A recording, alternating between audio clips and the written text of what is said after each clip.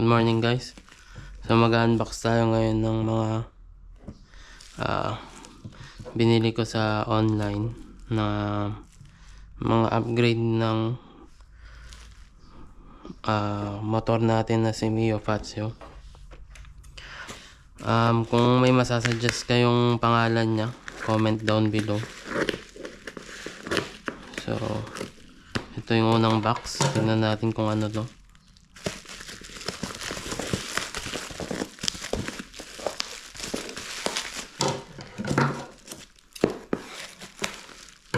Ito yung shock na binili ko.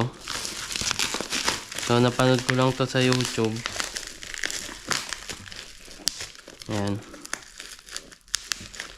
So tatry ko muna tong murang shock.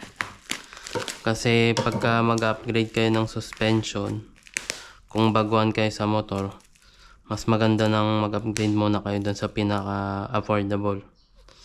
Para pag hindi pa rin kayo comfortable or komportable sa shock na nabili yung affordable, saka na lang kayo ulit mag-upgrade.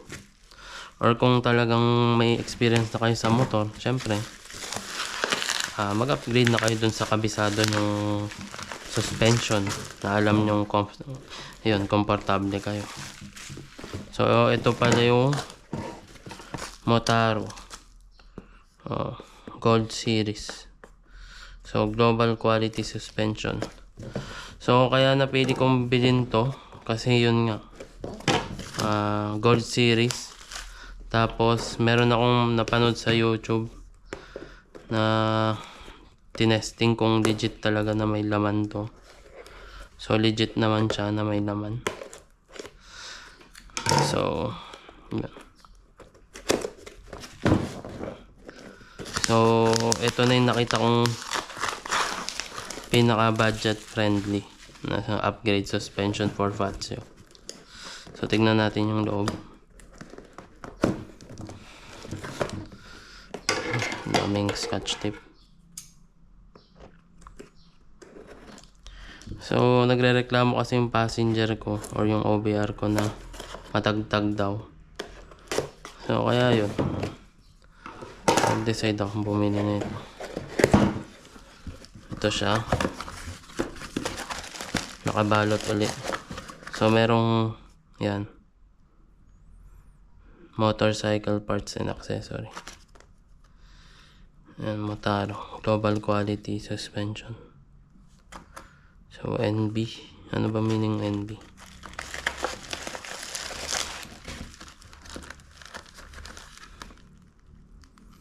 Yan, Vespa, ay Fazio. Tapos NMAX yung logo. So ito na yung ano,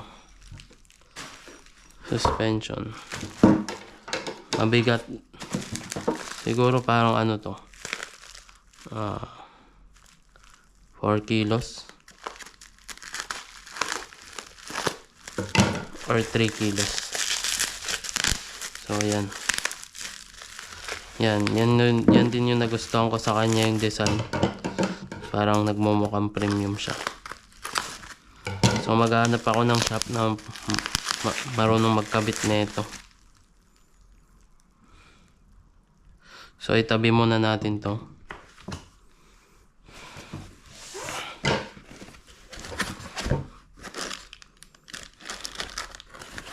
Punta muna tayo sa next na box natin. Excuse me. So ito siguro yung seat cover nya. Ayan, seat cover. Ayan.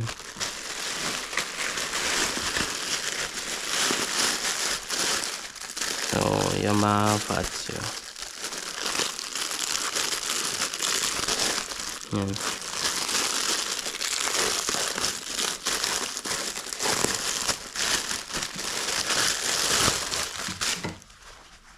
Guys, gagawa pala ako ng fuel consumption vlog in the future.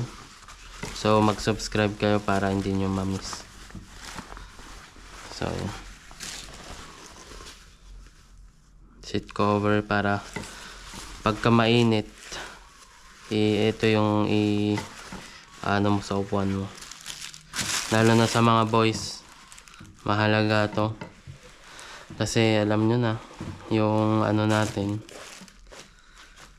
hindi dapat mainitan ng balls para hindi mabaog. Yan. So ito, next is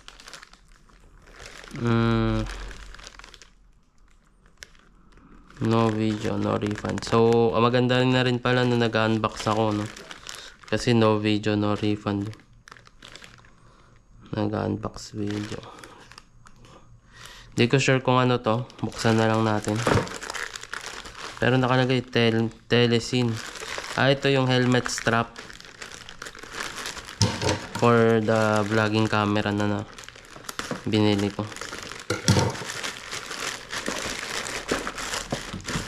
Ayan. Sa online ko din to binili. Ito yata siguro sa Lazada to. Kasi walang Shopee na nakalagay. Sa Lazada ko nabili.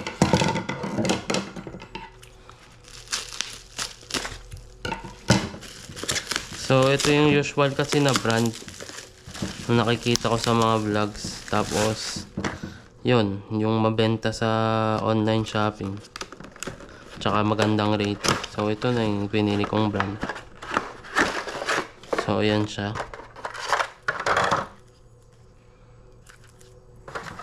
May tornilyo na rin siya. Kakabit ko to sa helmet ko. So ayan. Tapos dito may mamount yung camera. Tabi natin to ulit. Next na ulit. Ito naman yung Shopee ko binili. So hindi ko rin sure kung ano to. Buksan na lang natin.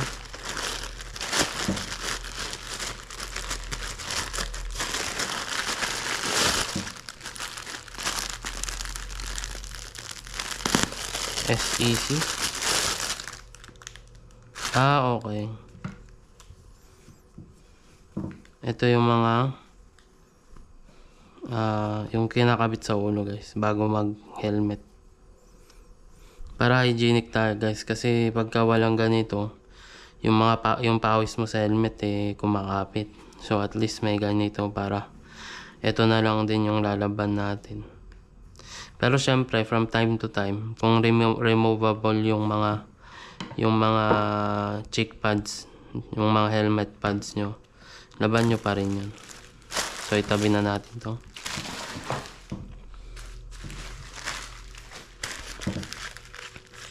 So ito, hindi ko sure kung ano to. Buksan na lang din natin.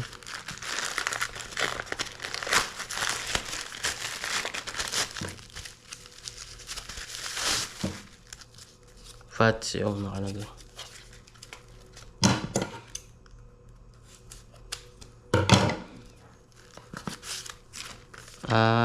Ito yung mga reflector ng ilaw, guys. Yan. Papakabit ko na lang din to. Hindi ko na i-DIY.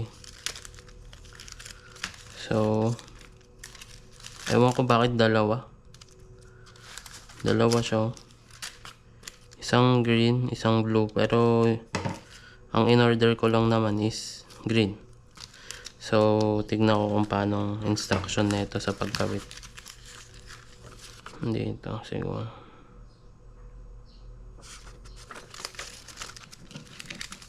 So tabi muna natin to.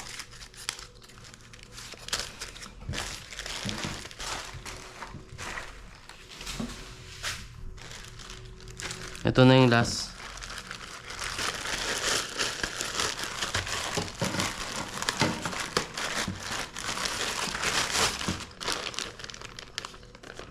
Moto.